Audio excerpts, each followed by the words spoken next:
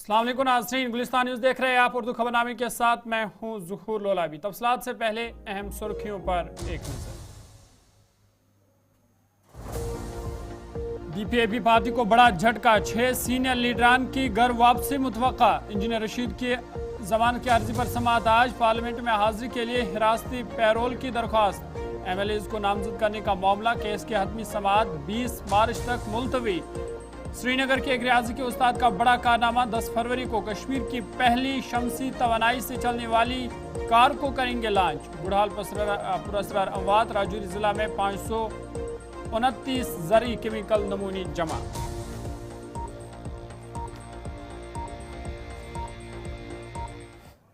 सुर्खियों के बाद खबरें तफसीलात के साथ। सबसे पहले बड़े और अहम खबर के हवाले से बात करेंगे और बात इंजीनियर रशीद की होगी, क्योंकि इंजीनियर रशीद की जमानत की अर्जी पर आज समाअत होनी है।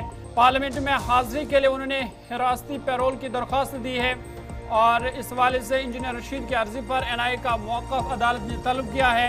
फिलहाल इंजीनियर रशीद तिहाड़ जेल में लगातार भूख हड़ताल पर है और खबर यह भी है कि उनकी सेहत भी बिगड़ती जा रही है। दिल्ली हाई कोर्ट ने एनआईए से पूछा है कि टेरर फंडिंग केस के मुलजिम और मेंबर पार्लियामेंट इंजीनियर रशीद को पार्लियामेंट के इजलास में शिरकत करने के लिए हिरासती पैरोल क्यों नहीं दिया जा सकता। तब एनआईए ने, जब कल इस पर सुनवाई हुई, तब एनआईए ने कहा कि उन्हें इस बारे में हिदायत लेना होगी। इसके बाद अदालत ने एनआईए को हुक्म दिया कि वह हिदायत लेकर आज अदालत को मुतल्ला करे। आज इस हवाले से जब सुनवाई होगी तो एनआईए हिदायत इस हवाले से जारी करेगी कि इंजीनियर रशीद को हिरासती पैरोल पर रिहा किया जा सकता है या नहीं। आपको बता दें कि इंजीनियर रशीद ने 28 अक्टूबर 2024 को तिहाड़ जेल में खुद सुपर्द की 10 सितंबर 2024 को पटियाला हाउस कोर्ट ने इंजीनियर रशीद को जम्मू कश्मीर में इंतखाबी मुहिम में हिस्सा लेने के लिए 2 अक्टूबर 2024 तक अबूरी जमानत दे दी थी। इसके बाद अदालत ने इंजीनियर रशीद की अबूरी जमानत पर 2 बार तौसीक़ की थी। इंजीनियर रशीद ने लोकसभा इंतखाबात में शुमाली कश्मीर से जीत दर्ज की थी। 4 लाख से ज़्यादा उन्होंने वोट हासिल किए थे और अब वो मुतालबा कर रहे हैं कि उन्हें हिरासती पैरोल पर रिहा किया जाए, ताकि जो बजट इजलास इस वक्त पार्लियामेंट में चल रहा है उसमें वो शिरकत कर सके, अपने लोगों की बात रख सके, अपने लोगों की नुमाइंदगी कर सके। आपको याद होगा कि 2016 में मिलिटेंसी फंडिंग मामले में इंजीनियर रशीद को गिरफ्तार किया गया था। तब से वो आज तक तिहाड़ जेल में बंद है। बीच में उन्हें जमानत पर भी रिहा अगरचे किया गया था, लेकिन अभी उन्हें मुकम्मल जमानत नहीं मिली है और फिलहाल उन्होंने हिरासती पैरोल के लिए दरख्वास्त दी है कि बजट सेशन जो चल रहा है उसमें वो शिरकत कर सके। इस हवाले से उन्होंने अदालत को कहा है कि हिरासती पैरोल पर उन्हें रिहा किया जाए। इस हवाले से जब कल समाअत हुई तो उसके बाद केस को आज के लिए दर्ज किया गया और आज इस पर फिर से समाअत होगी और एनआईए को कहा गया है कि वो इस हवाले से हिदायत जारी करेगी कि क्या इसे हिरासती पैरोल पर रिहा किया जा सकता है। और आज देखने वाली बात होगी कि एनआईए इस हवाले से क्या हिदायत जारी करेगी और क्या इंजीनियर रशीद को कोई राहत मिलेगी। ये कुछ देर बाद जब अदालत की कार्रवाई शुरू होगी उसके बाद ही सामने आ सकती है।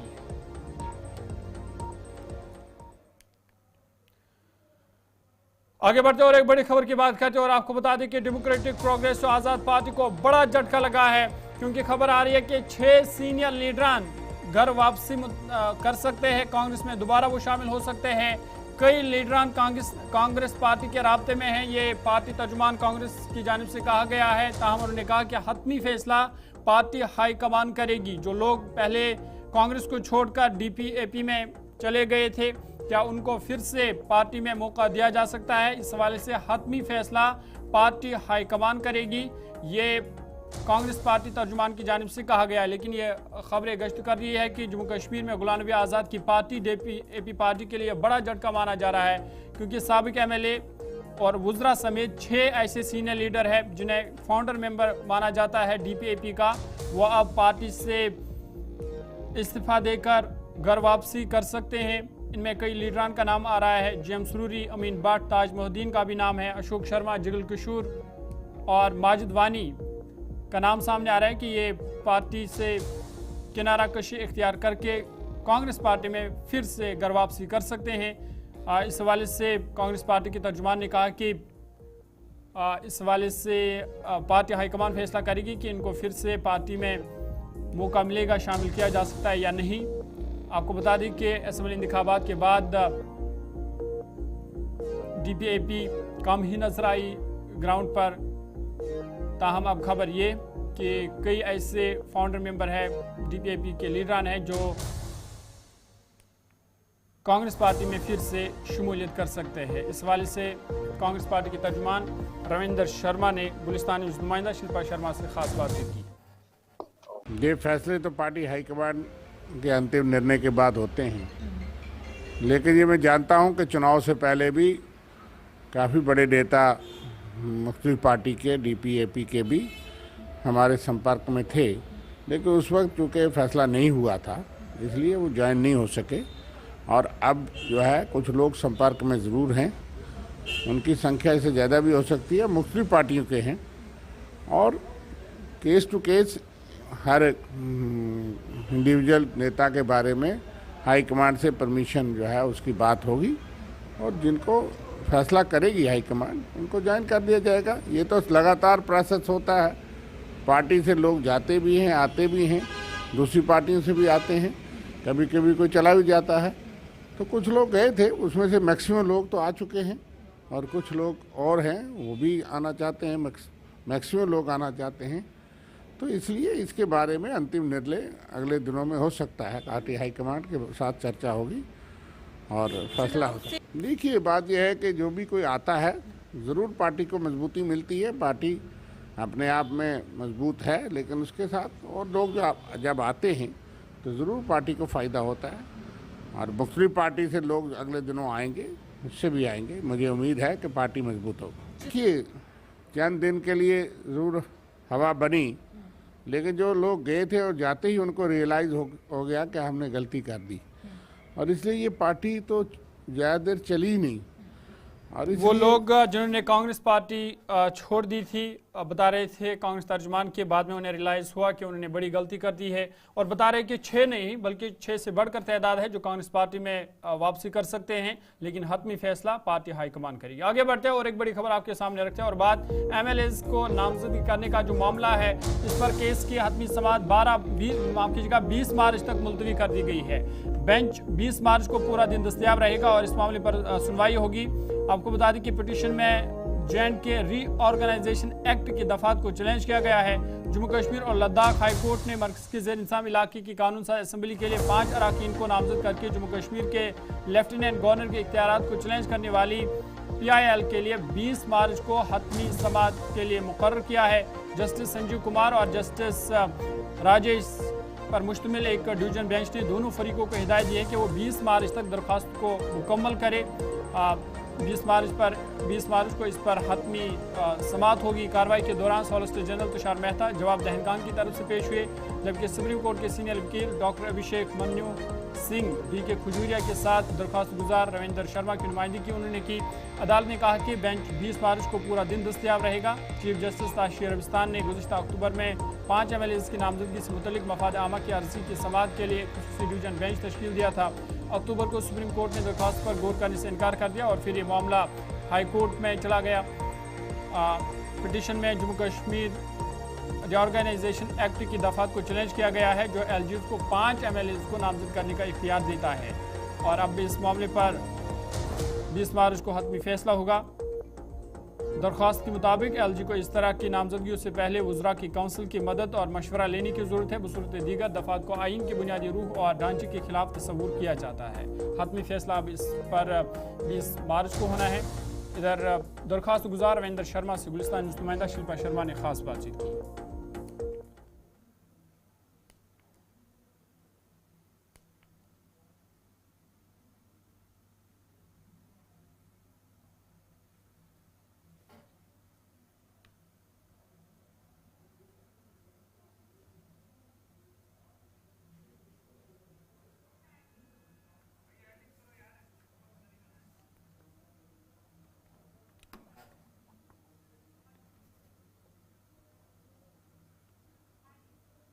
आपको बता दें कि इस मामले पर 20 मार्च तक फिलहाल हतमी समाअत मुलतवी कर दी है, ताहम अब 20 मार्च का इंतज़ार होगा क्योंकि 20 मार्च पर इस अहम मामले में सुनवाई होगी।